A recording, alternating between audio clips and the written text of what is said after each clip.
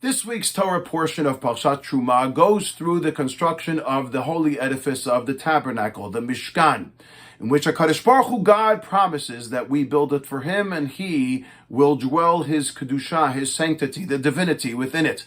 And the Torah describes in this week's Parsha all of the various accoutrements and the various vessels that would adorn the inners of the Mishkan, how they should be constructed, what they'll be used for, the specific minutiae and the various details in terms of what they should be made out of, and so on and so forth. And right in the middle of the Parsha, the Torah describes the construction of the Kruvim, these cherubs, for lack of a better word, two baby-faced angels or angelic figures that adorned the top of the Aron Kodesh, the Holy Ark, and looked at one another. And right there, the Torah says as follows: Vehayu akruvim prosei knafayim lema'ala.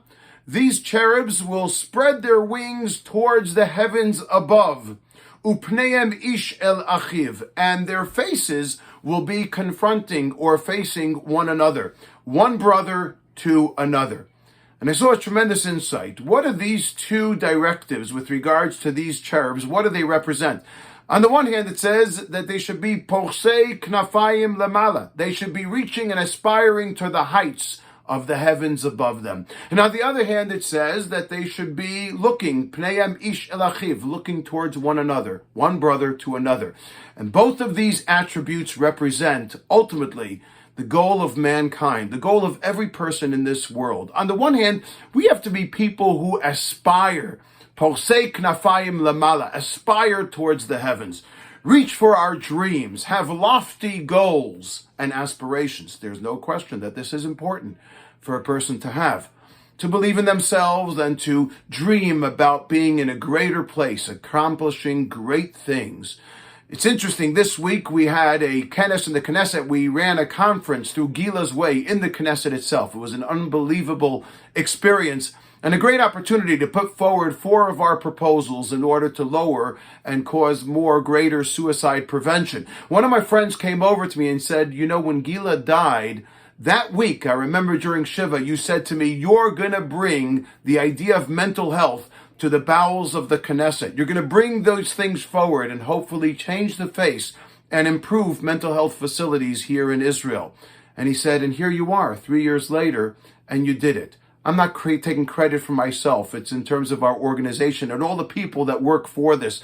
But I thought about it in reflection. Lofty goals, looking for something, aspiring towards goals that might seem heavenward, but yet are very realistic and can absolutely happen. But at the same time, these cherubs are also directed to be looking pneihem ish el achiv. They should look one brother to another. What does that represent? That represents the second goal of mankind. We need to be grounded. We need to look at one another. Yes, we have to have lofty goals and aspirations towards the heavens. But if we forget that we are very much a part of humanity, that we are human, that we make mistakes, and that we have to be able to deal with our fellows around us, then what are all of those goals worth in the end of the day?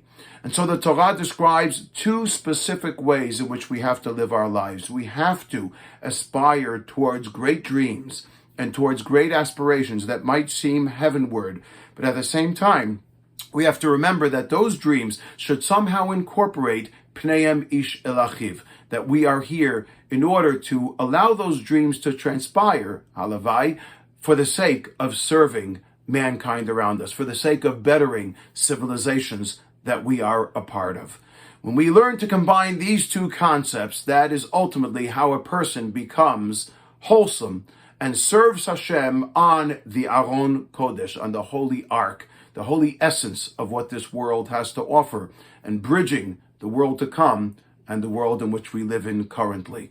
This is the Jewish way, it is the Parsha way, and it is the Gila way. Shabbat Shalom.